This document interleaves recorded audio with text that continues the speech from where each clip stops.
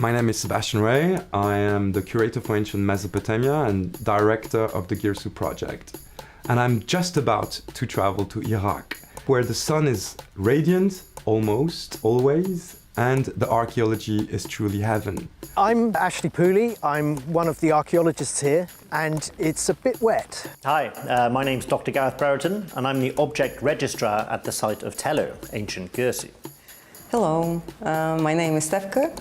I'm the objects conservator for Gyersoo project. Hi, I'm Ellie. I'm the photographer for the Gyersoo project. Hello, I'm John Taylor. I'm curator of cuneiform collections at the British Museum. And welcome to my corner.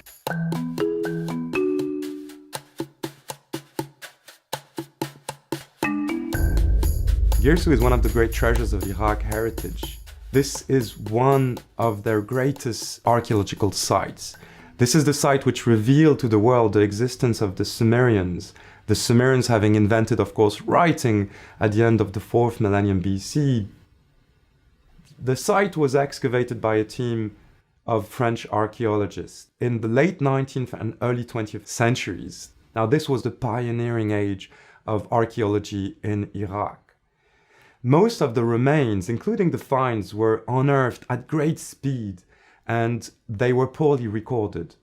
Now, one of the aims of our new project is to go back to these late 19th and early 20th century excavations to salvage what can be salvaged. What the French archaeologists left behind, and these are huge, huge spoil heaps, dumps of soil that the French archaeologists moved in order to excavate the sites. And so today, we are going through the spoil heaps, discovering and rescuing objects, including tablets. These tablets belong to the Great Palace Archives of the Kings of Gyersoo. And after 6 weeks of work in October-November last year, we were able to rescue more than 200 of these clay tablets. So in this video, you'll see the journey, the ideal journey of a tablet being rescued from a 19th century spoil heap, brought to the dig house, registered, conserved on-site, photographed. The photographs sent to the British Museum for preliminary translation, and then sent at the end of the season to the Iraq Museum in Baghdad.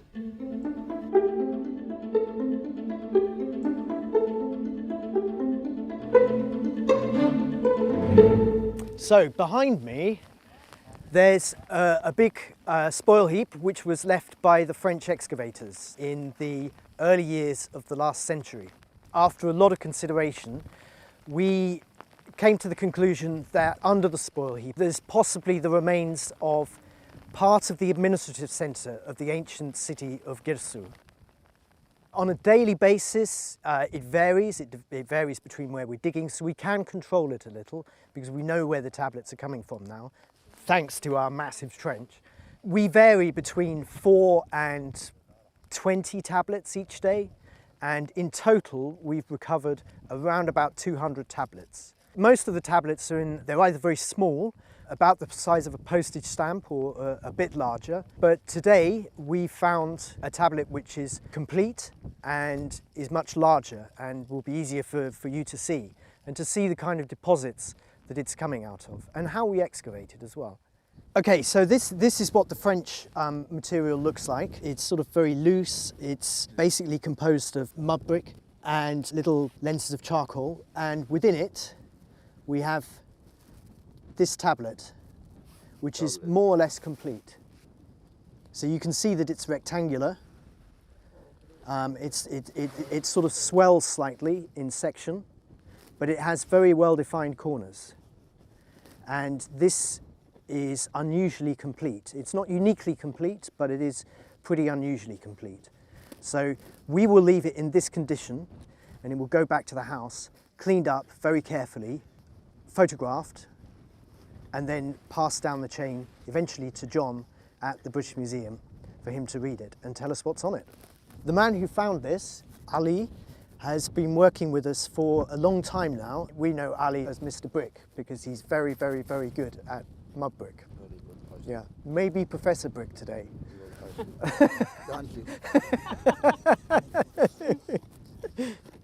Ali is just basically cleaning off the face. We'll look for the tablets sort of bulging out of the section, carefully work around them, and then take them out, while damaging them as little as possible. The writing is really small. I mean, you're talking about letters which are sort of maybe 2 or 3 millimeters, and it's very, very easy to damage and to destroy a sign here or there. And this can make all the difference in terms of the reading of the word.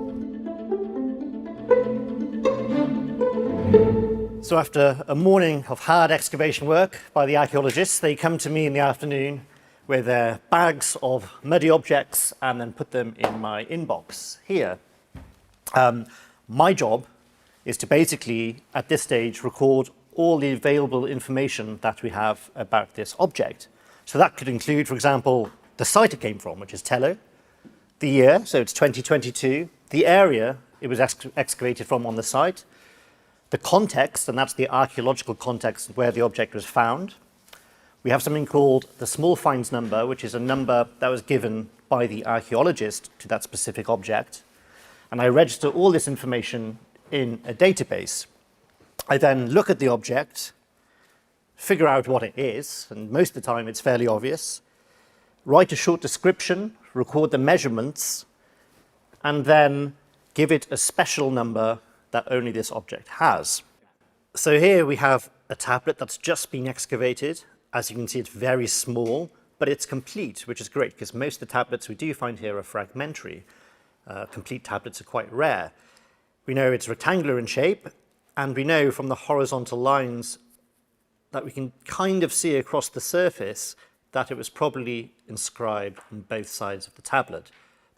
It's at the moment, it's covered in silt and clay and needs to be cleaned, so we do not know yet what information this tablet contains. So now this tablet's going to go to my colleague Stefka for conservation, and then hopefully, once she cleans it, we'll be able to see what's inscribed upon the surface.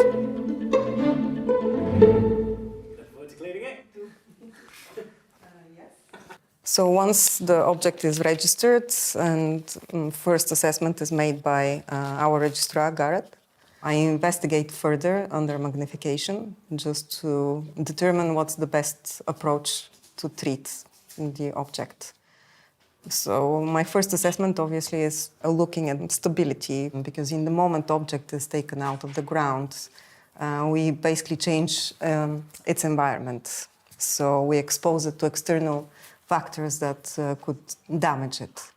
So my job is basically to prevent this damage to happen, and like a first line of preservation, let's say. So I make sure that the object's preserved in its original state, it's cleaned to make it legible to read, and it's stabilized, packed and safe, ready to go to the museum in Baghdad. On a first look, the tablet is stable, but it's covered with soil, so I cannot really see much of the inscription. I can see that there is something underneath. The soil doesn't have signs of salts, which is a good sign. And as we've worked on this type of tablets already, I know that the clay actually it's quite stable, very good quality. So I would expect the soil will be easier to clean, and hopefully there will be a fully preserved inscription underneath. This season is a bit more challenging from object conservation point of view, as we receive a lot of cuneiform tablets. So they're non-fired, very lightly sun-dried clay. The challenge is basically to keep them intact and stable, depending on which context they're found and which layer. Some of them come already dry, and the soil is very hard. So those are really hard to clean and also to see whether there is any inscription preserved. Another tablets from another context arrive actually wet. I leave them to dry a little bit, but only to a stage where it's possible to clean. Otherwise, soluble salts start appearing to the surface, which cause cracking and also loss of surface, which we don't want. That's why the sooner I clean and stabilize the environment, and slowly dry the tablet, the better. Very dry cuneiforms, I need to actually make sure that I'm not removing surface while trying to remove a very hard soil on top. So basically there is an opposite treatment where I have to slightly damp the soil. It will reduce the risk of damage and loss of surface. As an objects conservator, this has been most probably the most challenging job in general ever. Very rarely someone gets to actually work on just freshly excavated from the ground cuneiform. They're very rare, and usually you find them only in museums, already conserved and stable, so it is a big opportunity for me as well. I've just received a tablet that's come from conservation, and I'm going to photograph it. So I need to photograph finds of all sorts. We get through the studio about 12 to 15 tablets a day. It takes anywhere between 10 minutes to half an hour, depending on how broken the tablet is, how curved the tablet is. We have to photograph the tablet with the light in the top left-hand corner so that the shadows are in the correct place to be read.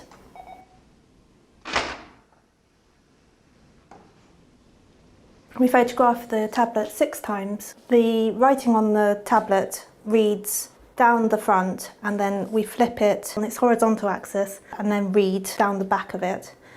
And some of the writing goes on top or bottom or either side. So we photograph front, bottom, back, top, left and right. And then we put it into a net in Photoshop and send them to John Taylor in London, who then transcribes them. We found a number of different groups of tablets from the site. So some of them are school practice tablets, basically. Others are to do with one type of thing. Perhaps there's a group that mentioned a particular official. They must have belonged together at one point in the ancient world. This one is a piece of administration. It's the kind of thing we expect from the site. Most tablets from this period are paperwork from big institutions like a palace or a temple. They're sucking in raw commodities, they're processing them, and they're distributing them to other organisations or to people who need to use them. These types of tablets are usually quite easy to identify just from looking at them, really. So you start out and perhaps you get the size and the shape, and you have a little look at the writing. You look for key things like maybe there are numbers, and very quickly you'll get an idea of roughly what it is. So you can generally tell these administrative texts quite quickly. Okay, before actually reading the text, I would expect that it would be something to do with barley or sheep. It's the foundations of the economy. And actually, having read it, it is indeed something to do with barley, mostly. It's different types of flour. And the text says that these are regular offerings for something called the household. And we're not sure which household that is, actually, but it will be probably one of the temples. So there are different grades of flour. There's a fine one, there's a coarse one, a few other types, and one of them we think is semolina. And they are being distributed to various officials. So in the case of this particular tablet, we have a number of people. There's somebody called Barimu, there's somebody else called Utume'e, and there's somebody called Ush'e. Unfortunately, we don't yet know those people from other tablets. And at the end, there's a total where, hopefully, if the scribe has done his sums right, there'll be a figure that he can carry forward to his end-of-year accounts to work out whether there's a debit or a credit. So I've got here another tablet. It's not the tablet from Tello. It's another one that's been in the collection for many, many years. It's very similar to that tablet, though, in that it's a list of different types of flour and grain and things being distributed to people. In this particular example, there are a few juicy details, actually. One of them is that there's a group of 37 people who are receiving these rations, I guess, and they're described as translators. Unfortunately, though, it doesn't say which languages they're translating between. From these tablets, we can learn all sorts of different occupations that people might have had, whether they're working in the fields. It's an activity rather than a real job, but there are leather workers, there are skilled silversmiths. If we're really lucky, the tablet might have something we call a year name, which is their way of counting time, but rather than counting from an arbitrary start point and going 1, 2, 3, 4, each year has a specific name of something really exciting that happened in the previous year. And that's quite valuable information for us because we have very little political history from this time. The kings and what they do, the building and the battles and things like that. So actually the year names from the paperwork can often tell us sort of the bigger picture, the political history of the ancient city. Once they've read the text, I will go back to a Google sheet that we all share, and I will put in basic information. It's really the headlines, the key information about the date, the content, what type of text it is, or if it mentions an institution or a person, something like that. After the main excavation report is published, we'll have to also do a more detailed study of the tablets themselves and exactly what they say. And we will do that in collaboration also with an Iraqi colleague who will join me as what we call an epigrapher of the site. In order to make the most use out of these tablets, we need to put them back into groups if we can, because individually they're not particularly exciting. They're not a great story of literature, or they're not the heartfelt pleas from one person to another. It's administrative material, it's paperwork, it's bureaucracy, but when you put them together into these groups, you can understand perhaps the career of an official, you can understand perhaps the scale of the economy, how things are moving around, and you can understand life in the ancient city once you collect them back into what might have been their archives, if you like, the dossier that they came from. Cool. Is there anything else you would like to say, or are you good? I think it's important to say that to acknowledge the fact that a lot of Iraq's archaeology is in other places. It's been taken elsewhere. The culture's been appropriated in some way. We have collections in Istanbul and in London and in Paris, but this tablet and all of the others that we find will go to Baghdad and they will stay in Baghdad. Iraqi people will have collections of tablets, of archives from their past. And that fundamentally is why I'm here.